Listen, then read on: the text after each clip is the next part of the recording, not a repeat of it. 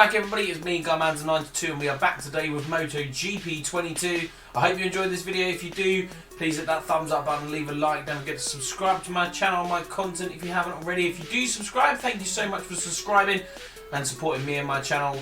And don't forget to hit that bell so you don't miss any of them as they drop onto the channel. So yes, we are back today with MotoGP 22. We've got round 3, the Argentinian Grand Prix, after our recent run of form and our excessive pulling away from the line. Hopefully we can have a good race in this one as well. We shall have to see. It'll be nice to start getting some front row qualifying sessions as well, as that is the objective for our team. But for now, we'll jump straight into the main menu of our career mode and have a look at how we're going to get on around this racetrack for this weekend. Okay, so here we are back with MotoGP 22. As you can see there, we have got the Australian Grand Prix. Argentinian Grand Prix. We've got 1 week to all of our R&D, our upgrades are ready. So unfortunately we don't have any of that ready at the moment. So we are going to jump straight in, I think, to Argentinian Grand Prix round 3. Obviously we've got our previous 2 wins there on the bounce. We are doing extremely well when pulling away from the line at the moment. So our FP1 is going to be wet and the rest of the weekend is dry. So hopefully we can get a decent dry lap in for qualifying, and hopefully look to try and break that front row duck that we got at the moment. Obviously we've qualified 6th or roundabout for most of the races, so we'll say most of the races, the last 2 races, so not bad qualifying, but obviously we'd like to be better if we can be.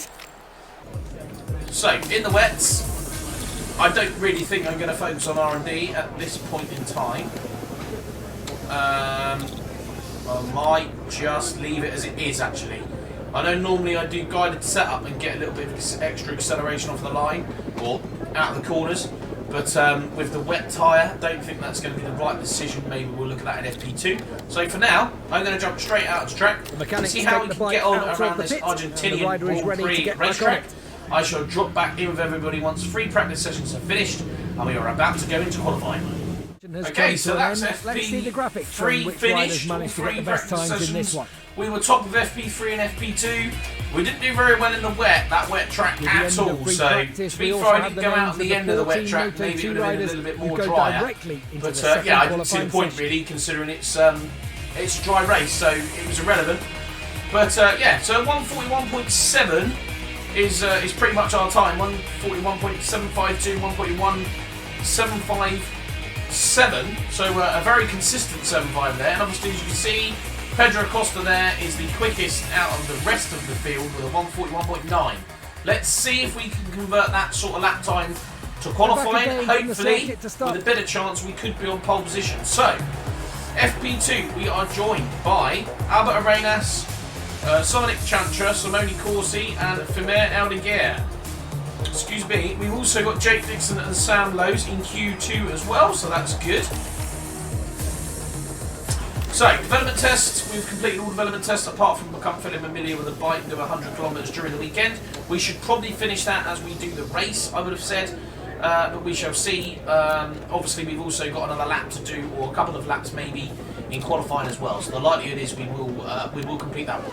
I've got 2 soft tyres fitted, ready to go. We're going to try the softs first, maybe might be a little bit different and make warm. The rear tyre warms up quite quickly if you don't get a first good lap in, so hopefully we can maintain that rear tyre a little bit better, and we don't have to try and go out in the mediums, because I think I've only got, actually I should have enough mediums. I think I've got 2 mediums, so if anything we could try medium and see what that does. So yeah, I'm just going to jump straight out of track. I shall give everybody my fastest lap. Hopefully it's the first one, but we shall see. Okay, as you can see, 142.1 is my quickest lap at the moment, which wasn't our best lap, wasn't very clean, but we were on a second ran tyre, so it wasn't the best conditions for the rear tyre. Let's hopefully we can do that 141.7, which we know we are capable of.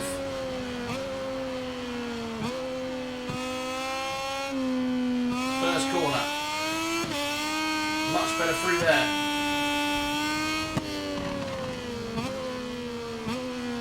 Now we're breaking into this corner. Not as wide as last time, which is good. compromise our exit out of here, or entry into there. We didn't do too badly that time. That is pretty good. It's almost a red sector. Provided we can keep this lap together, this could be quite a good lap here.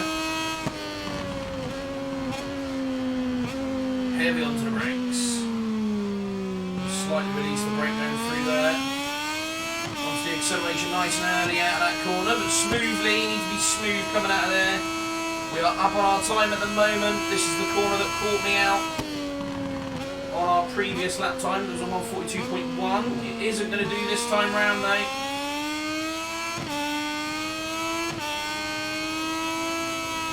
Much better line through there. Onto the brakes. Try and get as close to this curve as you can. Easy for the wheelie that you pick up through there. You have to be easy on the acceleration coming through there. We are down on the leader's time by nearly half a second here. So this is a relatively good lap if we can just keep it together for the final corner. Here we come into the final corner now. Around the hairpin. Nicely done. Onto the back straight. Oh, a little bit of tyre squeal, and we take pole position, our first pole position there, with our last lap of 140.9, which is a better lap than we have done in the entire weekend. And we did use a soft tyre in FP2. Now, granted, FP2 wasn't as dry, so hopefully here we are on pole position and we can convert that to a decent result during the race. This is our first pole position of the season. We have completed for the first time our objective for the team that wanted us to qualify on the front row. We have qualified, sorry, not qualified. We have qualified in pole position. There's not a trace of a cloud. So what are we going for here? Reckons hard. With these temperatures, it's no surprise that most riders have opted for a hard compound on both front and rear. Let's go hard then, I think, because it's obviously nice and sunny and it's very demanding on your tyres as well. We did do 5 laps on the hard tyre and it held together quite well. So hopefully we can get off of the line like we have been doing in the last couple of races and get a better start than the rest of the grid and try and eke out a little bit of a gap like we have done in the last few races and manage that gap. So yeah, here we go. A lot of riders going for the hard tyre, so Gavin Emmett is right there, including Jake Dixon. Sam Lowe's going for a medium front, and Simone Corsi and Agura going for a soft rear and a soft front and a soft rear, which is a little bit strange. The good old warm-up lap being as chaotic as always, running us off wide there. So here we go, Argentinian Grand Prix. Let's see how we can get on around here. Just a few more seconds and we'll get going in the Argentine Grand Prix. Okay, here we are. Clutches in, revs are up. As soon as those lights go out, we're a go. Here we are. And we're off. The gap's at 2/10 already. Breaking into turn 1. No idea where to brake in race trim. Bit wide. Have to remember we're on that hard tyre as well. We're not going to have grip at the start of this race. As nice and close to them curves as possible. Flick it to the right hand side. We're obviously not going to have the grip, but we don't get a bad start. We're up to 4/10 of a second already. Got an itchy nose. We're nearly 5/10 as we come into the heavy braking right-hander here into the back of this. Wide, but not too bad actually. Switch it down to power method 2. Didn't really want to be doing that on this corner, but with that 2 there, gap's up to a second. Let's see if we can manage that gap as a second. That's not a bad gap to manage that. We do have some quite good pace around here. I think I didn't say it in this video, but I'm pretty sure I said it in the last one that I do quite like this track. It's quite a nice flowing circuit. It's definitely got a nice feel to it.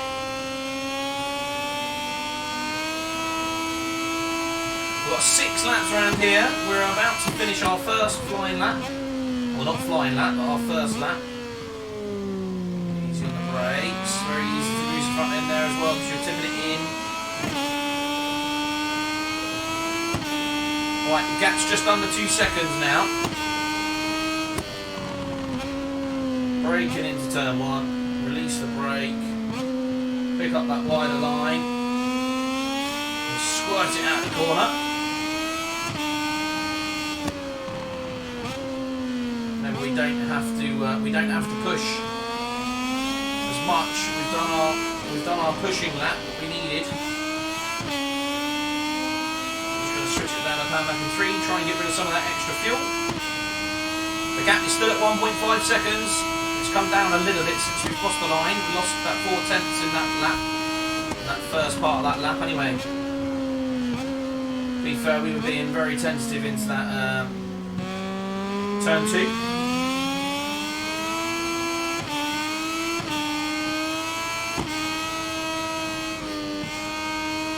A little bit of a lift there, going a bit wide. Sensitive into this corner as well, very easy to lose it on this corner. Pick up that later apex, nice and close to that curve. Gap's still at 1.5, so we're monitoring that gap at the moment. I'll put a line through there.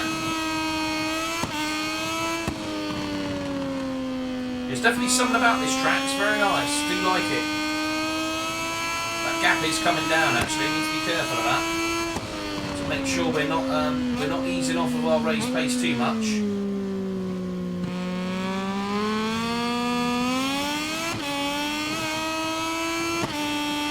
144.0, that is nowhere near a decent lap for this race, although we are being a little bit more cautious than we normally would be, I suppose, if we were, especially like during FP3, when I attempted the hard tyre for our race pace trim.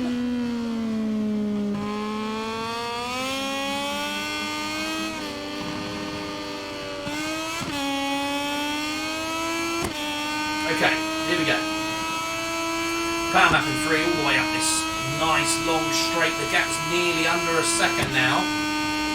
So we need to look at what we're doing here. We need to be increasing our pace just that ever so slightly.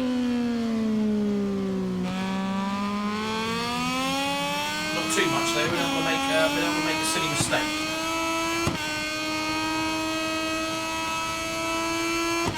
That felt good through that. Snake number 1, a little bit wide.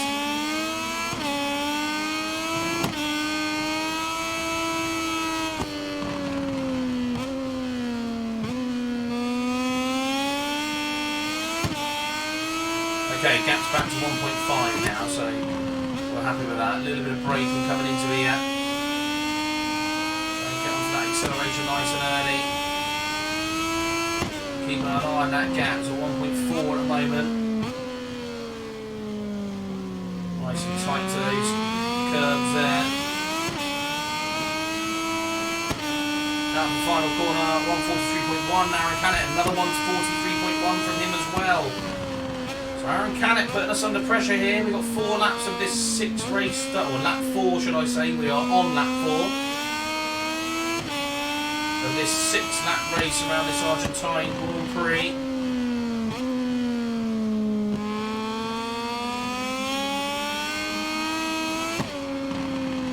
Oh, that's a bit wide. That's right though, we pick up that speed. Go to power mapping 3 as we come down this straight again.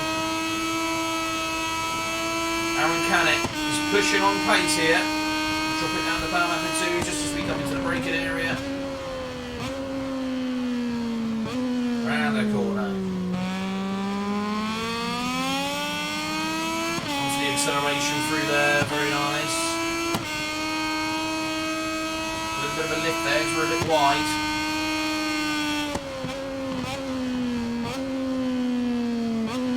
We get it stopped this time. Much better line through there.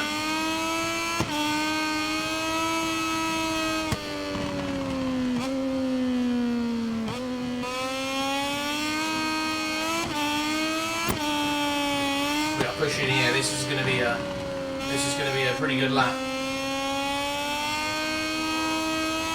So it feels like a pretty good lap anyway.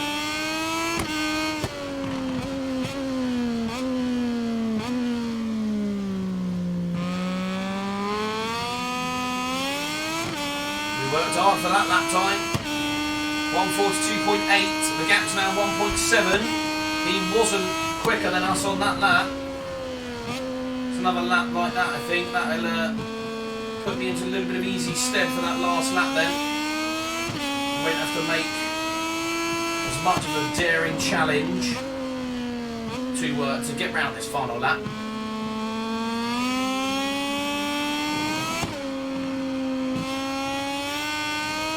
Power lap in 3. There's all of the power up this back straight. Gap's still at 1.4, so we're managing that gap at the moment. We've had to increase the pace that we really wanted to be at, which we were a lot more comfortable with. Aaron Canet putting us under some decent pressure for this Grand Prix. He obviously feels like he's got something extra. Power lap in 2. Oh, rear wheel starting to give out on me there.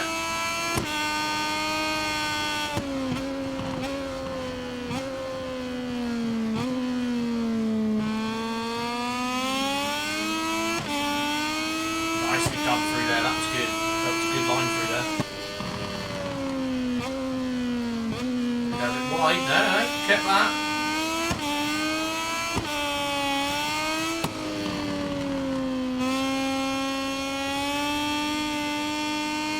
So we have slightly responded to Mr. Aaron Canet's charge from second place there, trying to break that second gap that we have. So I nearly go down there, to be fair. Another quickest lap of the race, 1:42.7. Last lap time. The gap's nearly 2 seconds now, so I can be a little bit more tentative around this lap. Obviously we're not going to be too concerned, because that lap time will come down. Aaron Canet's going to be pushing it for this final lap of this race.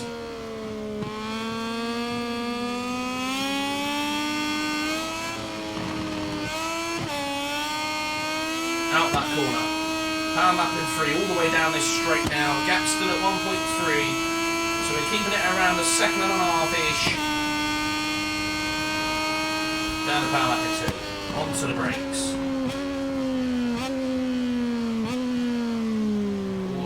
Wide there, make a mistake. Do not want to be making mistakes on the final lap, really. We're still going to be within 2 tenths of our last lap time, so it's not too bad.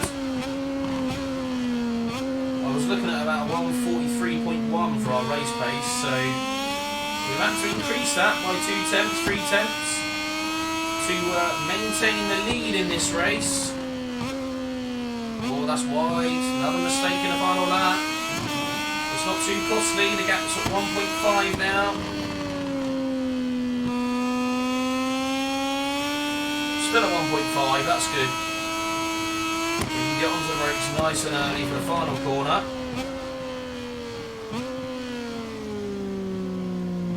Means we get round the corner nice and safe. Round the final corner, or the final end, and across the line. And we get our 3rd win of the season. We qualified on pole and we finished top by 1.3 seconds there. And Aaron Canet was the only one that was in that 1:42.7s by the look of it. Jake Dixon of Sam Lowe's 8th and 9th there. Just wanted to see if there's anybody else. So Simone Corsi on 1:42.7, 1:42.6 from Michelle Schrotter. That must have been an invalid lap because 1:42.4, for some reason we've still got the best lap. So 1:41.9? I don't think so, do you? Okay, it's a bit strange. But we'll take it. We're 75 points. We're 35 points in front of Aaron Canet now in the championship. So our Moto2 season is getting off to an absolute blinding start here. 3 races, new team, obviously looking to improve into the Yamaha team for next year. We are certainly making a name for ourselves in Moto2, blowing the opposition away at the moment with 3 races and 3 wins.